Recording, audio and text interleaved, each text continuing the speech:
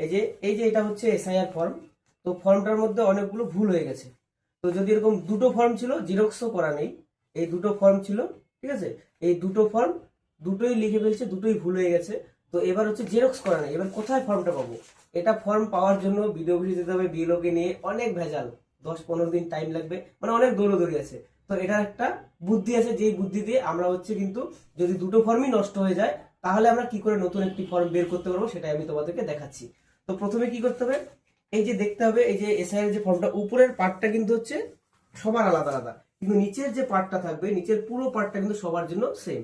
এবার আমি কি করব, একটা ব্ল্যাঙ্ক নিব, একটা ব্ল্যাঙ্ক ফর্ম নিব, এরকম ব্ল্যাঙ্ক। এবার ব্ল্যাঙ্ক ফর্মের নিচের পার্টটা যে পুরোটা দেখাচ্ছি, এই যে এটা পুরো একটা ব্ল্যাঙ্ক ফর্ম, আর এই যে ফর্মের এই উপরের অংশটা এখানে জুড়ে দিব,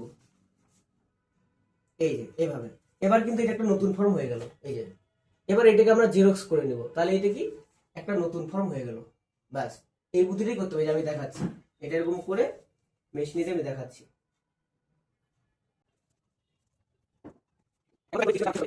দিয়েই কিন্তু যাদের যাদের ভুল হয়ে গেছে তারা ঠিক করতে পারবে, সংশোধন করতে পারবে। এই দেখো, ফর্মটা করলাম কিন্তু একটু গন্ডগোল লেগেছে, কি এই জায়গায় একটু গ্যাপ থাকে, সেই গ্যাপটা কিন্তু আসেনি, তারপরে আমাকে একটু ভালো করে জেরক্সটা করতে হবে, দেখাচ্ছি আর একটা করে। এখানে বসানোটা মেন। আর কেউ যদি পারেন তাহলে এটাকে আঠা দিয়ে একদম লাগিয়ে দিয়ে, সমান করে লাগিয়ে দিয়ে তারপর করলে কিন্তু একদম অ্যাকুরেট চলে আসবে। আমি দেখাচ্ছি একটা অ্যাকুরেট করে। আবার এই যে সুইচ দিয়ে দিলাম বসিয়ে, দেখি কি হয়, এবারে কি হয়।